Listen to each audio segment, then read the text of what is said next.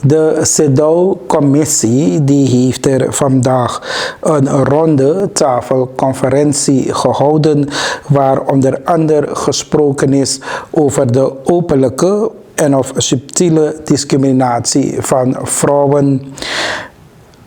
DNA-voorzitter Jennifer Girling-Simons die was er ook aanwezig en sprak de overige vrouwen als volgt toe. We, of course, have in Suriname the situation that in 1987 in our constitution we already had certain items even before we ratified Cedaw in 1993. But the constitution and the general law are not always in sync with one another, and even more so the practical situation and the reality on the ground in society. It can be a big difference from what you encounter in your constitution, what has been actually formulated in legislation, and what is the situation for women in the community. So this is something we recognize, and I wanted to state that. What I think that the role is of the government is, of course, in the first place, implementation of what we stated in our constitution, because it is stated fairly well, specifically given the fact that it is from 87 already. So we have not done everything with regard to legislation that we could do to improve the situation with regard to the situation of women and discrimination against women. So what we started to do a few years ago, more than 15 years ago, is the inventarization of legislation that is still discriminating. I think that is an important step we have to take, but although I think that is a task of the government, I think it's not only a task of the government. I think we should really organize a small working group to go through every piece of legislation, and that's not easy, to find all those instances in where there is some kind of difference or discrimination against women. And there are pieces of legislation, for example,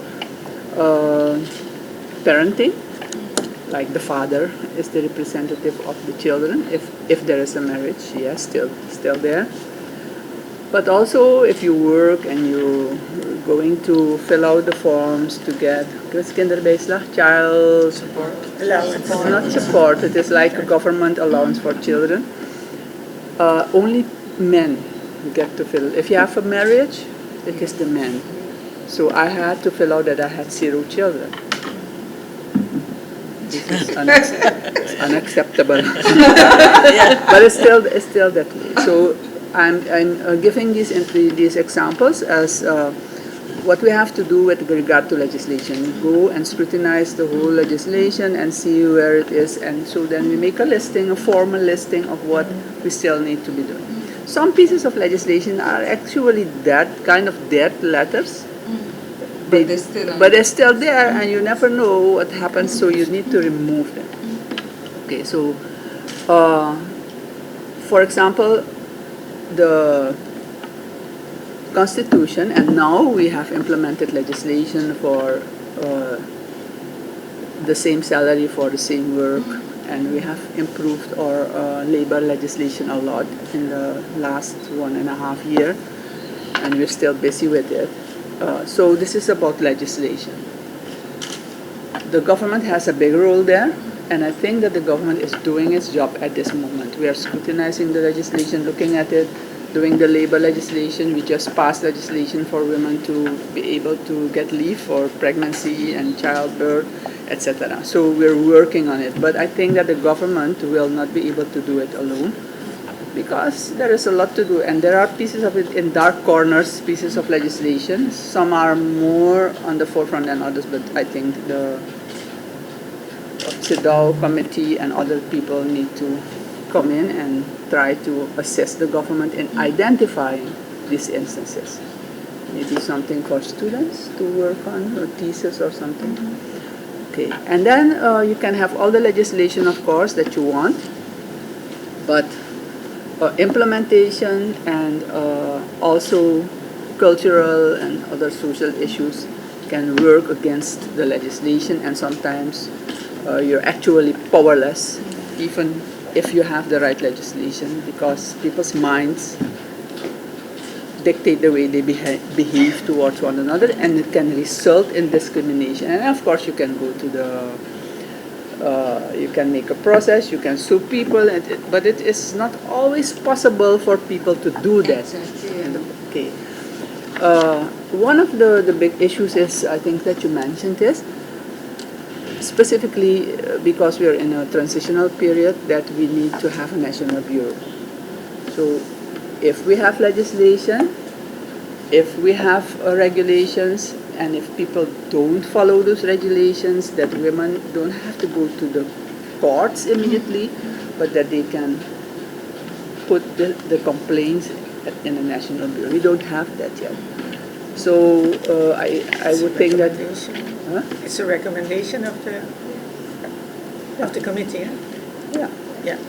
But I'm talking about what the government needs to do. So I think that's a very important recommendation, because before you can ratify something that people can go out, I think you need to establish a national bureau. Exactly. You need to have your internal system. Exactly. Yeah. So this is something that I think that the government could start immediately, start working on it, and doing it. Is a good recommendation. So, but apart from a bureau to receive complaints, we're working. I think the country is working on other kinds of prerequisites, but these are very much tied to economic situations and all kinds of things. But still, it is important that the government develops this list of activities and processes that we need to have as a guidance. For example, a big thing for women is care for children. And we can do all kind of nice labor laws, but if you can't leave your children in a secure environment, it is a problem. Even for women in politics, same problem. And so I think that we have some care, we have some government institutions, but it is not enough, and not only not enough. I have my personal experience as a doctor where we had this to control, to check on these institutions, and you don't want to leave your children only to be fed and put in a chair to sleep. There needs to be some development and so on. So we have discussed this in the other workshop, in the educational workshop. So there needs to be a national program for development of children from about the age of 6 months to maybe 7 years or 6 years after school. So this program can be done with the children, and that you don't only have the creches, daycare centers. Kindergarten. Before kindergarten, the daycare centers, but that there is also some program running in these centers to give the child opportunities. If women know that this is the case, then maybe you can mentally, culturally free up women to take their place in the workplace if they want to do that. School, same thing. In the schools, you need more opportunity for children to stay in school while mothers at work, and we've done experiments.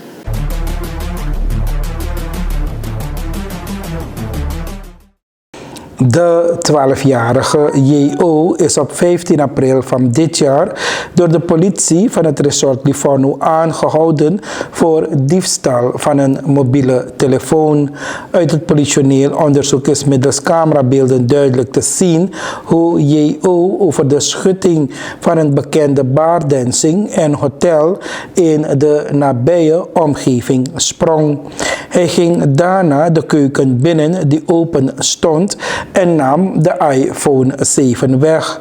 Aangezien de jeugdige die in de omgeving woont bekend is bij een medewerker van het hotel, werd J.O. in de vooravond van 15 april over straat aangehouden. Tijdens de voorgeleiding verklaarde J.O. aan de politie dat hij niet meer beschikte over de telefoon omdat een andere jongen het toestel van hem heeft afgepakt. Deze zaak is voor verder onderzoek overgedragen aan de afdeling jeugdzaken. Gelet op de jeugdige leeftijd van J.O., hij is 12 jaar, is hij na overleg met het OM in het jeugdcellenhuis verbonden aan het Opa Doelie doorgangscentrum ingesloten.